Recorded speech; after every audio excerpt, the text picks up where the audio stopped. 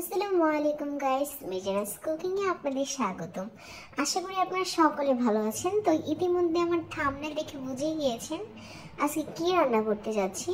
So আজকে আমি আপনাদের জন্য নিয়ে এসেছি মজার এক খাবার, গরুর ভুঁড়ি তরকারি। তো আশা করি আমার আজকের রেসিপিটি আপনাদের অনেক ভালো লাগবে এবং যারা আমার চ্যানেলটিতে নতুন আছেন তারা অবশ্যই চ্যানেলটিকে সাবস্ক্রাইব করে বেল আইকনে ক্লিক করুন এবং এমন নতুন নতুন ভিডিও পেতে লাইক কমেন্ট এন্ড শেয়ার করুন।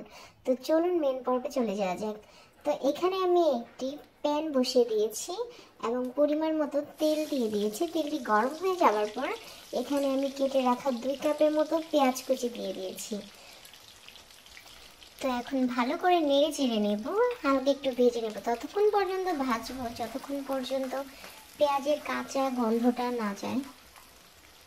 তো এই পর্যায়ে আমি 3টি তেজপাতা দিয়ে দিব এবং 2টির মতো দারচিনি দিয়ে দিব আর 3 থেকে 4টির মতো এলাচের গোটা দিয়ে দিব আর 3টি লং বা নাকফুল দিয়ে দিব। দিয়ে আমি ভালো করে নেড়ে চেড়ে মিশিয়ে নেব।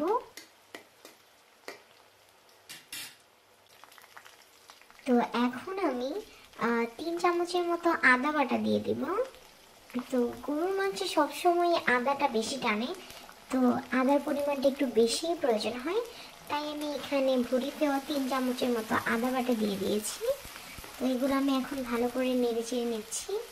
তো এরপর আমি আবার রসুন বাটা দিব। তো রসুনটা একটু কম দিলেও প্রবলেম হয় না, কারণ রসুনটা আবার মুরগিতে একটু বেশি দিতে হয়, আমি যতটুকু আম্মুকে দেখেছি। তো এখানে আমি 1 চামচের মতো রসুন দিয়ে দিলাম। তো এখানে আমি 1 কাপের মতো এখন পানি দিয়ে দিচ্ছি। তো আপনারাও 1 কাপের মতো পানি দিয়ে দিবেন।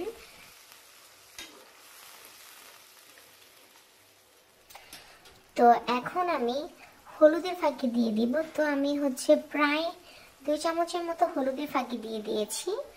এখন আমি মরিচের ফাঁকি দিব। আসলে মরিচটা আপনারা যে যার মতো দিতে পারেন। তো আপনারা যদি ঝালের পরিমাণটা একটু বেশি চান তাহলে মরিচের গুঁড়ো একটু বেশি দিবেন।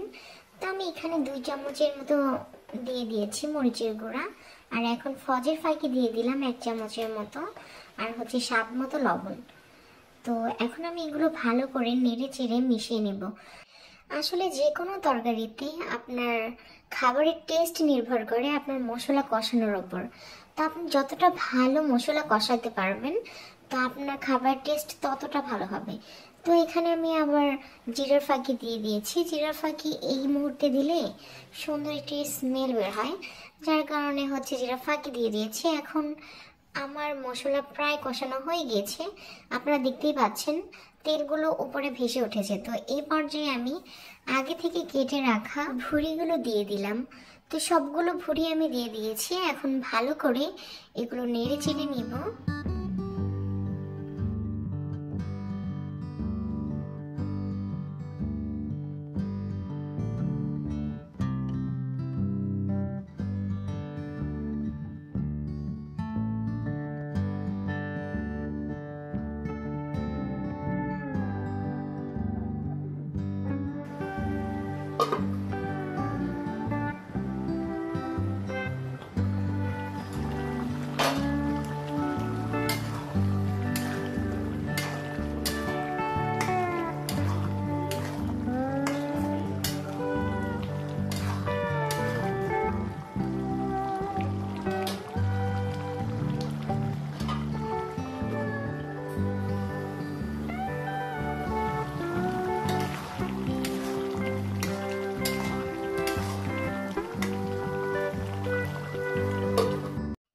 তো আমি ভুঁড়িগুলো মশলার সাথে কষিয়ে নিয়েছি ভালো করে। তো এই পর্যায়ে আমি আগে থেকে কেটে রাখা আলুর কুচিগুলো দিয়ে দিব। আমি আসলে আলুর কুচিগুলো খুবই ছোট করে কেটেছি, যেমনটা আমি ভুঁড়িগুলো কেটেছি। তো দেখতেও সুন্দর লাগবে আর খেতেও ভালো লাগবে, তার জন্য এভাবে কাটা।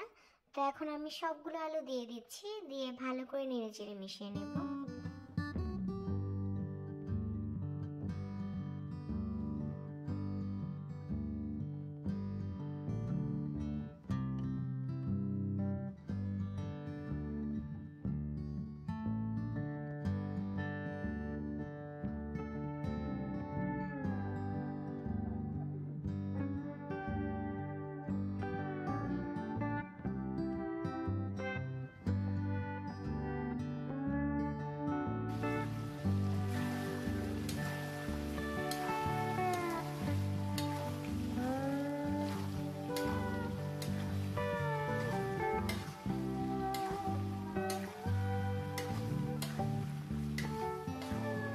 তো আলুগুলো আমি ভালো করে মশলার সাথে ভেজে নিয়েছি।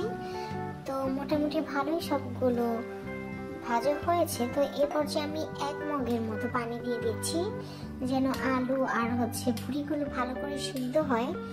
তো আপনারা ট্রাই করবেন, বা এর থেকে একটু বেশিও দিতে পারেন।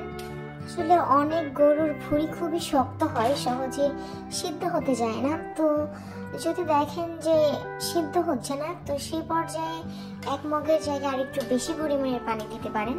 তাহলে আশা করি ভুঁড়িগুলো ভালো মতো সিদ্ধ হবে।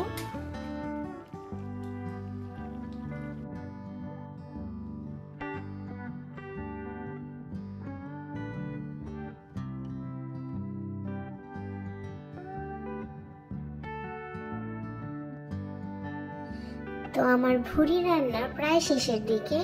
তো আমি এখানে চেক করে দেখতেছিলাম যে ভুঁড়িগুলো সিদ্ধ হয়েছে কিনা ভালো করে। তো একটা খেয়ে দেখি বেশ ভালোই সিদ্ধ হয়েছে, আর তেলগুলো উপরে উঠে গিয়েছে। তো তারপর আমি নামিয়ে নিয়েছি। এখন পরিবেশন করে দেখাচ্ছি কতটা সুন্দর লোভনীয় হয়েছে, খেতেও ঠিক ততটাই মজা হয়েছে। তো আশা করি আমার আজকের ভিডিওটি আপনাদের খুবই ভালো লেগেছে।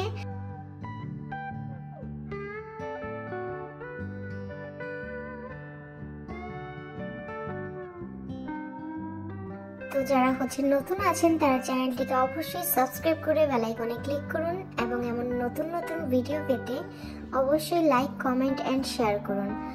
আর অবশ্যই আমার চ্যানেলটি আপনারা ঘুরে দেখবেন, এখানে আরো অনেক খাবারের রেসিপি দেওয়া আছে। আশা করি আপনাদের ভালো লাগবে।